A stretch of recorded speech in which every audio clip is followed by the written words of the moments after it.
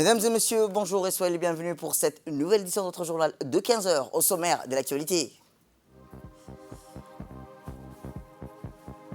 À la une dans l'actualité nationale, formation à l'entrepreneuriat pour des jeunes avec besoins spéciaux dans le cadre du projet de formation des jeunes entrepreneurs.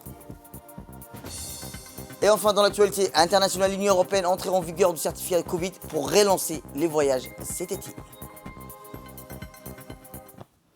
C'était les titres. Merci si vous nous rejoignez. Eh bien, dans le cadre du projet formation des jeunes entrepreneurs, autrement dit, sous son acronyme FORGE, l'agence djiboutienne de développement social, représentée par son directeur général Mahdi Mohamed Jama, et le centre leadership de l'entrepreneuriat à Clé, en collaboration avec l'agence nationale des personnes handicapées, ont ouvert une formation en entrepreneuriat et en estime de soi, en vue, rappelons-le, de concevoir et de réaliser des activités génératrices de revenus ou très petites entreprises destinées à 30 jeunes et adultes à besoins spéciaux au CDC de Quartier 7 bis. Eh bien, à l'issue de la formation, des plans d'affaires seront proposés à un comité d'approbation lors d'un concours de plans d'affaires qui primera les meilleurs projets à hauteur de 666 000 francs Djibouti par groupe de 3 personnes. L'objectif essentiel de ce projet est d'améliorer l'accessibilité des jeunes et des femmes aux opportunités de création de revenus et d'emploi, et ceci à travers des formations de soutien. C'est une première, et j'espère que ce genre de formation, monsieur le directeur, les deux directeurs généraux, qu'elle va se répercutera au niveau des autres CDC de la ville de Djibouti et ceux de région. Donc il faudrait que nos actions au niveau du gouvernement, nos actions gouvernementales, puissent être inclusives au niveau de toutes les actions. Merci beaucoup.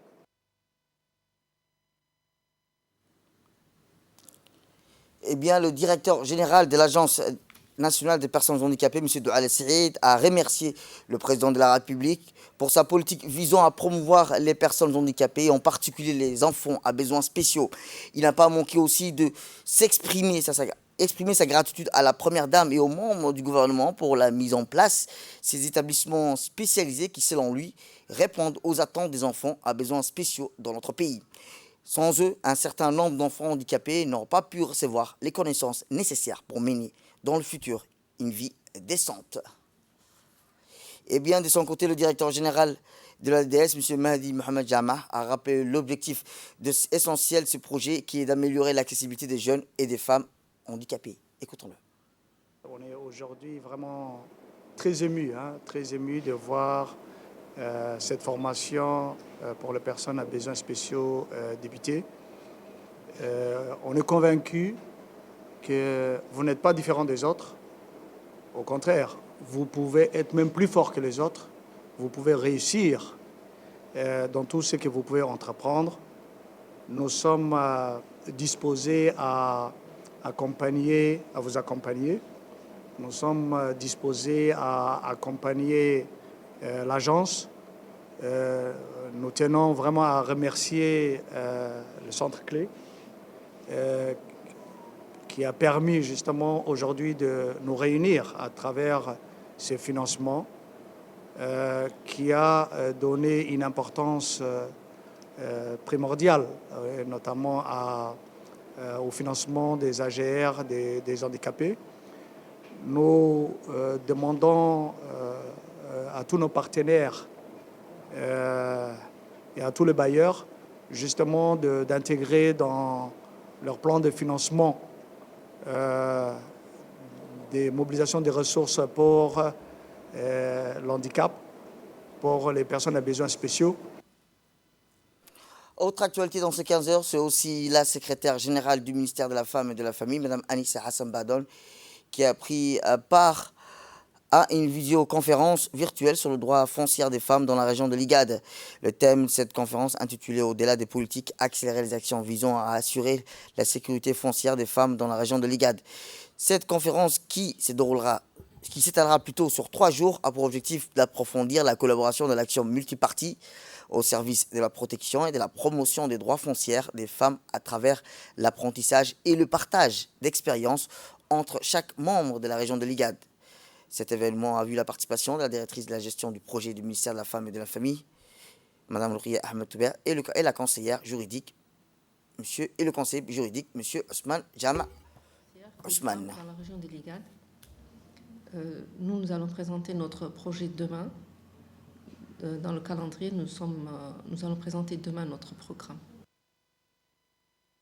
Autre actualité, la faculté des lettres et des langues des sciences humaines de l'Université de Djibouti a organisé hier une conférence sur le risque naturel et le développement en Afrique de l'Est. Cette conférence animée par Dr Bouh Omar Ali, maître de conférence de l'Université de Djibouti, a vu la participation de plusieurs intellects comme Ahmed Omar Madar, secrétaire exécutif des gestions des risques et des catastrophes, Dr Moustapha Nour Ayed, directeur des études en sciences humaines et sociales de l'Université de Djibouti, des responsables de l'Université des étudiants de l'Université de Djibouti et des représentants des institutions nationales concernées par la gestion des risques et catastrophes.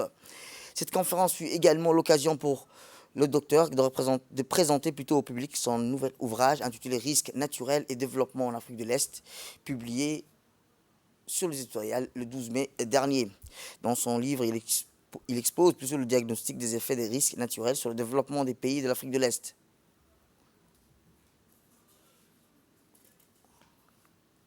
Enseignant à l'Université de Djibouti, donc j'ai soutenu ma thèse en mars 2018, 9 mars 2018, pour être plus précis, donc à l'Université de Montpellier 3 à Paul Valéry, sous la direction des professeurs donc, Fred Devinet, qui est un grand spécialiste de la géographie des risques naturels. L'ouvrage que j'ai présenté aujourd'hui propose une version donc, remaniée de la thèse. Donc, c'est un ouvrage aussi qui porte donc, sur les catastrophes naturelles au niveau de l'Afrique de l'Est et plus précisément dans la région de l'IGAD. Cet ouvrage aussi donc, propose en premier temps donc, une analyse régionale, une évaluation régionale des catastrophes naturelles, des impacts des catastrophes naturelles au niveau de l'Afrique de l'Est. Cartographier aussi donc, les informations qui sont collectées au niveau des bases de données qui a été construite donc, dans les restes d'ouvrage. Et dans la seconde partie, donc, je propose aussi de jeter des cas sur des villes ou des zones urbaines qui sont très menacées par les catastrophes naturelles. Et dans son ville, nous avons donc proposé une méthode d'évaluation de la vulnérabilité. On a évalué la vulnérabilité des ménages, des populations qui sont exposées, donc recenser les facteurs aussi de vulnérabilité, cartographier aussi les différentes formes de vulnérabilité qu'on retrouve. Et la dernière partie de l'ouvrage aussi donc, propose des mesures de réduction de risque. Donc, en gros, l'ouvrage propose un panorama renouvelé de catastrophes naturelles dans l'ensemble de l'Afrique de l'Est. Sport à présent, où la Fédération djiboutienne de tennis de table qui a organisé une cérémonie de clôture du tournoi de 27 juin le jeudi dernier dans le centre de tennis de Gabot 5.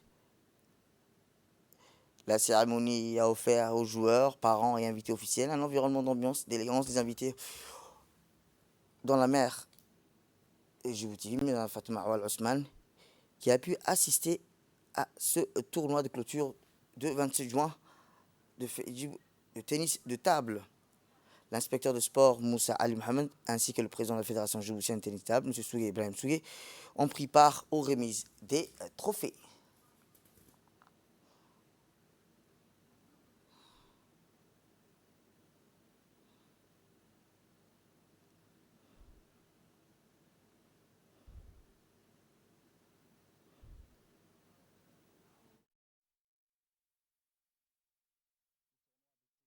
Ce tournoi s'inscrit dans le cadre de la Semaine nationale de l'indépendance. Cette semaine est donc initiée par le secrétaire d'État chargé au sport, son Excellence Hassan Mohamed Kamil. Ce qu'il faut savoir, ce tournoi a duré une semaine, on va dire. Il a regroupé plusieurs catégories, à savoir adultes hommes, cadets filles, cadets garçons et mini tennis. Donc, ce qu'il faut savoir que ça s'est déroulé dans les bonnes ambiances. Et on salue ici et on remercie les cadres et les personnages qui ont fait, qui ont contribué et ont participé aussi à la cérémonie de fin de ces tournois, à savoir Madame la maire Fatouma Ousmane Awale, l'inspecteur du sport Monsieur Moussa. Et Inch'Allah, on espère organiser d'autres tournois prochainement.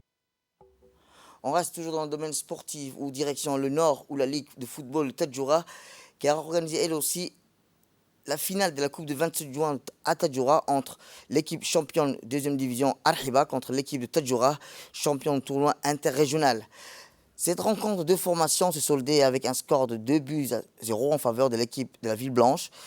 Cette occasion, le président de la Ligue de football, Tadjouras, Saïd Bouhakamil, adresse ses meilleurs vœux à tous les Djiboutiens et au président de la Fédération djiboutienne de football, et ainsi qu'à tous les invités qui ont pris part à ce tournoi qui a été organisé, rappelons-le, à Tadjoura. Et enfin, dans l'actualité internationale, je vous le dis dans le titre, le certificat sanitaire européen est entré en vigueur jeudi pour faciliter les déplacements et relancer le tourisme au sein de l'Union européenne. Cet été, sous les menaces toutefois de nouvelles perturbations liées au variant Delta. Vaccin, test, immunité, comment fonctionne-t-il? Eh bien, vaccination, test négatif ou guérison.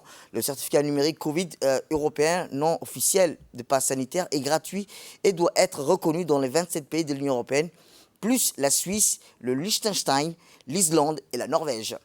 Le système est entré en fonctionnement jeudi dans les 26 des États membres. Seule l'Irlande, touchée par les cyberattaques, ne s'est pas encore connectée au portail commun. C'est la fin de cette édition. Merci à vous de nous avoir suivis. Restez avec nous pour la suite de nos programmes télévisés et bon week-end à vous.